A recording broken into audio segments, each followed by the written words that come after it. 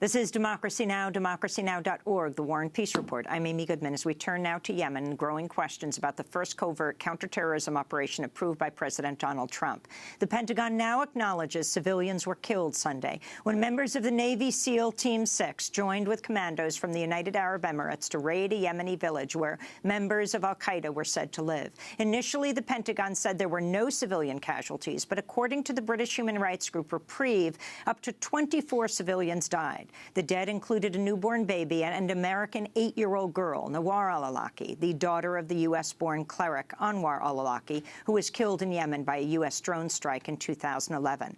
She's the second child of Anwar al-Awlaki to be killed by the United States in Yemen after her brother, 16-year-old American citizen Abdulrahman al-Awlaki, was killed in a U.S. drone strike in 2011. The U.S. suffered one fatality, William Ryan Owens, a veteran member of SEAL Team 6. Several other Navy SEALs were injured in a fierce firefight. Over a dozen members of al-Qaeda reportedly died as well, and the U.S. lost a $75 million MV-22 Osprey aircraft, which crashed during landing. Plans for the raid began months ago under President Obama. Reuters reports some U.S. military officials say Trump approved the mission without sufficient intelligence, ground support, or adequate backup preparations. Another official told the New York Times, quote, almost everything went wrong. But as recently as Thursday, White House Press Secretary Sean Spicer claimed the raid a success. This was a very, very well thought out and executed effort. Where was the president the night of the raid? How did he learn about Chief Owens' death? And do you still stand by your characterization that it was successful? The president was here in the residence. He was kept in touch with his national security staff. Secretary Mattis and others had kept him updated on both the raid and the death of Chief Owens, as well as the 4 other individuals that were injured. So he was kept apprised of the situation throughout the evening. And again, I think I would go back to what I said yesterday. It's hard to ever call something a complete success when you have the loss of life or people injured. But I think when you look at the totality of what was gained to prevent the future loss of life here in America, and against our people and our institutions, and probably throughout the world in terms of what some of these individuals could have done, I think it is a successful operation by all standards. All this comes as thousands of Yemeni Americans and their supporters rallied Thursday in Brooklyn to protest Trump's executive order banning entry to travelers from Yemen and 6 other Muslim-majority nations. For more, we're joined by 3 guests. In London, Baraz Shehban is Yemen project coordinator for Reprieve. She's spoken with residents of the village of Yakla that was raided. Here in New York, Pardis Kabriai, senior staff attorney with the Center for Constitutional Rights, represents current and former Guantanamo prisoners. And joining us via Democracy Now! Video stream, Jeremy Scahill, co-founder of The Intercept, host of the new weekly podcast Intercepted. He's the author of The Assassination Complex Inside the Government's Secret Drone Warfare Program. His most recent article, former senior FBI counterterrorism agent slams Trump on torture and Muslim ban. We welcome you all to Democracy Now! Jeremy, let us start with you. You've been to Yemen several times. You know the al-Awlaki family. Can you talk about what you understand took place? Well, first of all, let's begin with what we understand about how Trump signed off on this covert mission.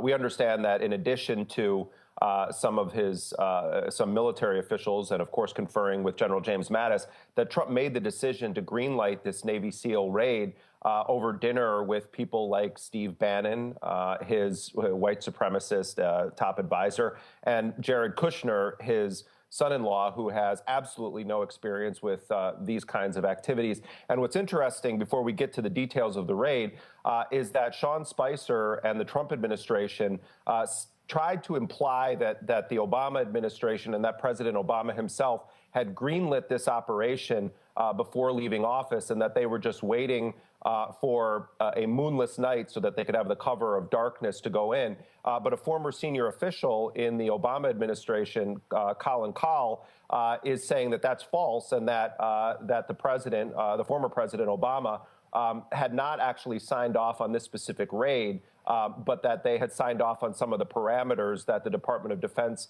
was going to operate under if this raid went ahead, and that the Obama administration viewed this potential raid as an escalation of the U.S. war in Yemen, and that they wanted to defer to the incoming administration, the Trump administration. Now, let's take that with a grain of salt. The Obama administration mercilessly pounded Yemen with bombs since December of 2009, when they launched a cluster bomb attack that killed 36 women and children in the village of al-Majla, and then repeatedly drone-struck Yemen, and then more recently provided the Saudis with cluster bombs and other munitions, aircraft, to engage in their total destruction, scorched earth campaign inside of Yemen, and also refueling the planes that the Saudis have been using to pummel Yemen, while Samantha Power, Obama's ambassador to the United Nations, was condemning the excesses of the Saudis in Yemen. The United States was, of course, continuing to support the Saudi campaign there. Now, as it relates to this specific raid, we understand that the official story is that the Navy SEALs were being sent in to target senior al-Qaeda people, that they were going to snatch phones and computers and access this valuable intel. And in fact, we have to remember that almost always the initial official responses, and it can go on for days and weeks or months, is either full of half-truths or outright lies. The initial statement on this was that it was this epically successful raid, that no civilians were killed. Yes, a Navy SEAL was killed in a gun battle, but it was worth it to protect the United States and our security because they obtained all this valuable intel. Now, in answering that question, we're also going to address how it was that this 8-year-old girl, Nawar al-Awlaki, was in this compound at the same time. Who was Nawar al-Awlaki? Well, she was the 8-year-old daughter of Anwar al-Awlaki from his third wife. So she was the half-brother of Abdulrahman al-Awlaki, the 16-year-old American citizen. Half-sister. The half-sister of Abdulrahman al-Awlaki, the 16-year-old American citizen who was killed in a drone strike as he had dinner with his teenage cousin and others in October of 2011. Awlaki had 4 wives, and this was his third wife. That marriage was a tribally arranged marriage between Anwar al-Awlaki and an influential tribal family, the Dahab family. Why do I bring up this minutia that seems like it would be irrelevant? Well, among the people that were killed in this Navy SEAL raid were 2 brothers, and they were Anwar al-Awlaki's brother-in-laws, who had helped Anwar al-Awlaki escape the first known attempted assassination of Anwar al-Awlaki back in 2011. And they did so by creating a dust circle in the desert with a number of vehicles, and then spread out in different directions while al-Awlaki was in one of the vehicles, and al-Awlaki escaped. But so, you know, these guys had been on the U.S. radar for some time, but the idea that they were senior figures within al-Qaeda is just a joke, and a sick one at that, to anyone who actually knows about the inner workings and the structure of al-Qaeda in the Arabian Peninsula. And so this was, I understand from my sources on the ground in Yemen, who know the tribal structure well, is that these were low-level foot soldiers, basically, for al-Qaeda in the Arabian Peninsula. And let's remember that AQAP has long since been capable of organizing any kind of a threat to the United States or U.S. interests. And their primary war right now, ironically, is against the same forces that the Trump administration claims are Iranian proxies, the al-Houthi militias and leaders inside of Yemen. Those are people that al-Qaeda is fighting against, while the U.S. supports the Saudis to bomb them. Al-Qaeda also fighting against the southern forces in Yemen. And so, you know, their primary goal right now is not global jihad. It's against the Houthis, against the southern forces in Yemen. And finally, Amy, you know, the U.S. claims, and there was an NBC report that came out last night, that someone had tipped off, you know, al-Qaeda people to the fact that this U.S. raid was imminent. Now, I find that a little bit hard to believe that someone is leaking U.S. intelligence to al-Qaeda, although under this Trump administration, there seems to be a lot of leaks happening. But what they ended up doing was basically just destroying the structures where these people were housed. And so Nawar al-Awlaki, this 8-year-old girl, was there because her mother had returned to her village and to her family after Anwar al-Awlaki was killed. They had been living in Sana'a. So they were there living in their local village. And my understanding from the al-Awlaki family is that Nawar al-Awlaki was, the 8-year-old girl, was shot in the neck but that she could have been potentially saved, and that she was left to bleed out. And you know, Trump did say, and General Michael Flynn, his national security advisor, they both said in kind of a despicably celebratory way that the families of terrorists are fair game and can be killed. And it's not that Obama's administration didn't kill children and women. It's that they would sort of say, "Oops, we didn't mean to kill civilians." They didn't really explain why they killed Abdulrahman al-Awlaki, but at least the Obama administration gave the veneer of some remorse about this. Trump's people say that by all standards, this is a success. It's never a success when you have 8-year-old kids and infants being killed, or when you have, you know, Navy SEALs being sent on missions that are not really about the defense of the United States. Jeremy, it's been widely reported that Nawar is an American citizen. Was she? Well, I don't think that anyone ever took her to a consulate to get a passport. And the law on this, you know, I would defer to Pardis Kabrai on this. She was born to an American citizen father. Her mother was not an American citizen, as far as I know. I'm almost 100% certain that's true. She had one parent who was an American citizen. I don't think Anwar al-Awlaki would have been able to walk into a consulate to get his daughter American citizenship. But you know, I think that's a question for the lawyer. She definitely had at least one parent who was an American citizen. And Ryan Owens, the Navy SEAL who was killed, you have a lot of contacts within Navy SEAL Team 6. The significance of this? Well, you know, these are considered to be the highest end soldiers, the guys who are sent in to do the you know, go take down high value targets. They led the raid on Osama bin Laden's compound in Abbottabad. But you know, the SEALs are definitely in Camp Trump. You know, there are these pictures that have emerged lately of you know, U.S. military vehicles down near Louisville with current U.S. military vehicles driving around with Trump signs, Trump flags from the back of the vehicles, and you know, Trump often would tout the Navy SEALs on the campaign trail more than other, you know, military units within the U.S. military. And part of that has to do with the kind of Christian crusader, religious supremacist mentality that permeates that community.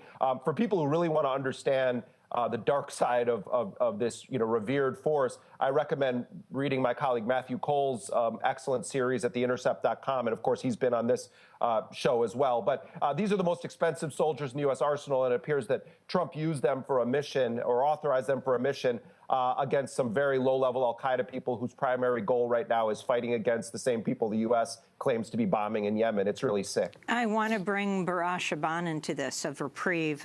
Bara, you've been speaking with residents of the village of Yakla that was raided. Tell us what you've learned.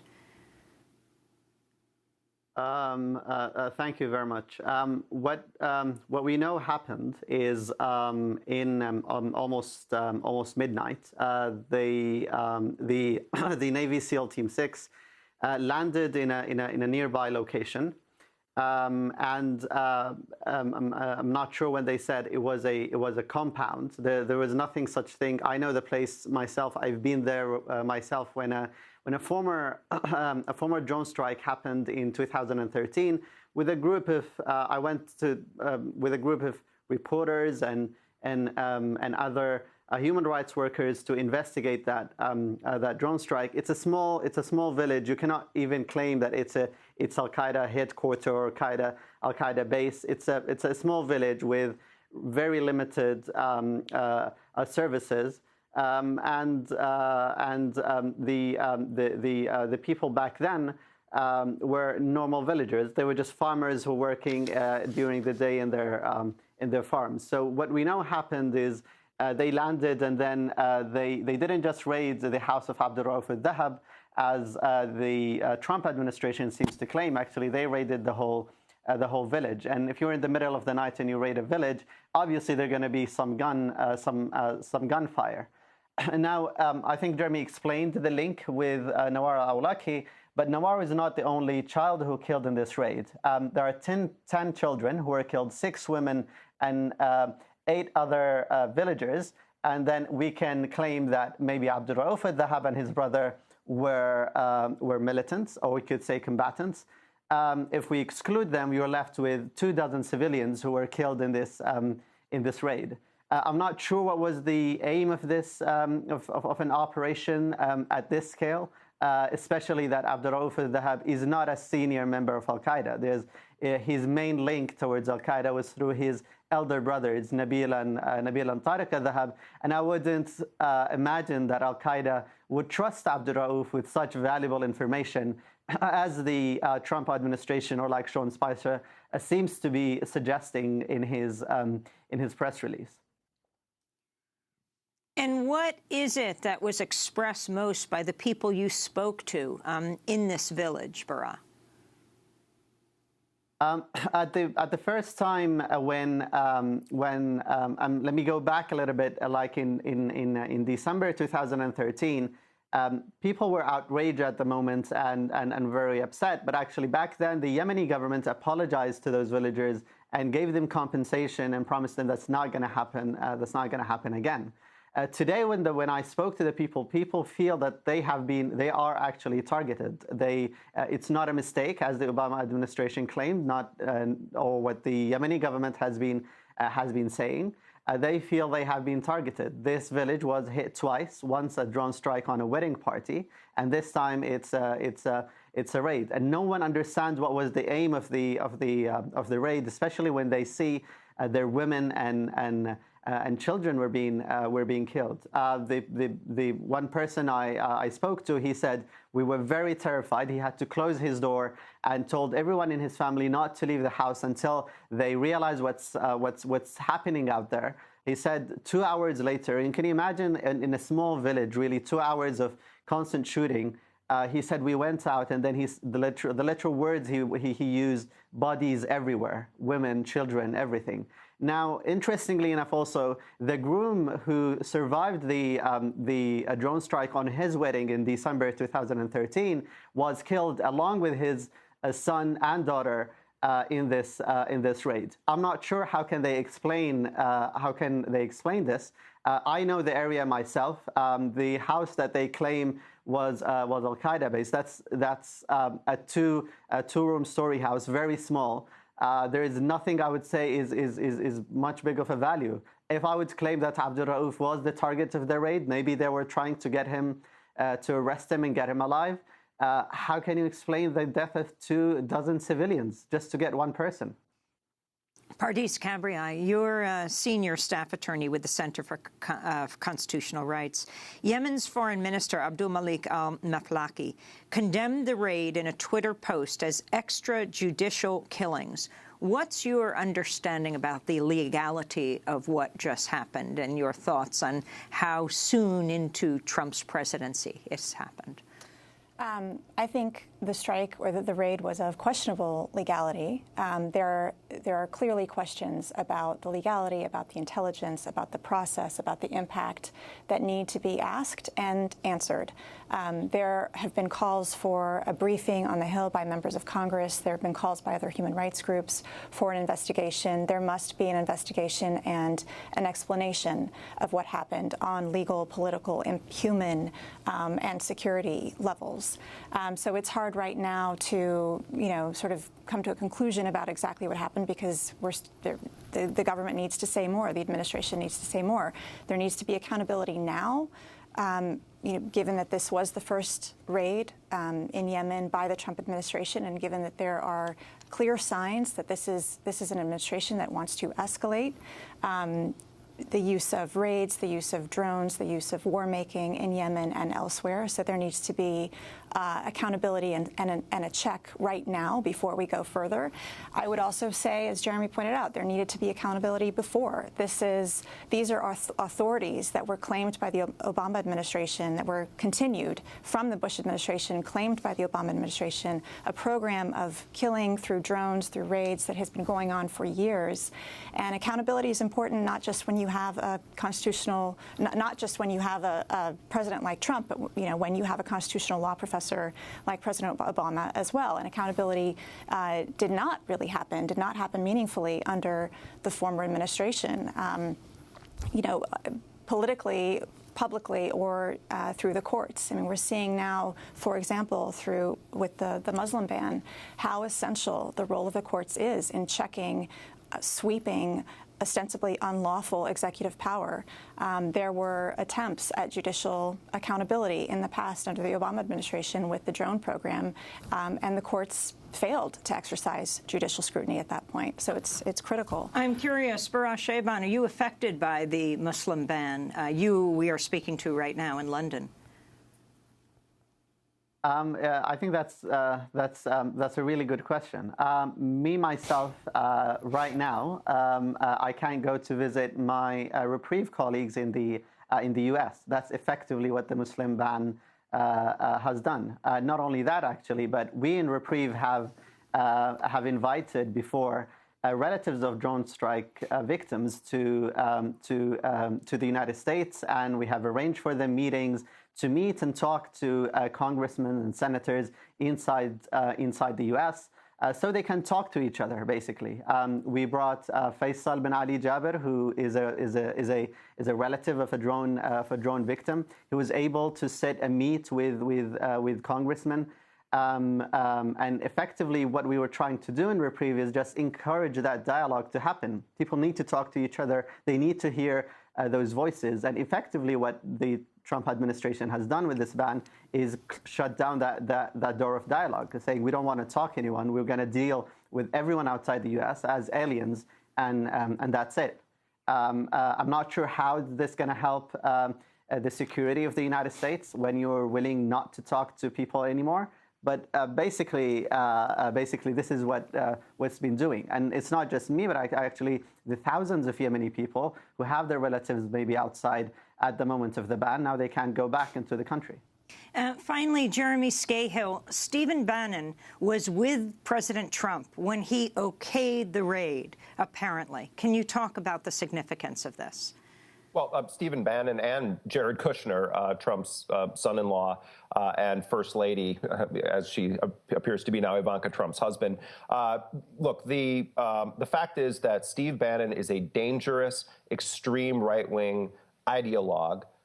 Yes, he is a former member of the United States Navy, but his life's work is promoting fear-mongering against immigrants, and promoting what I think can rightly be called a white supremacist agenda. And let's be clear here.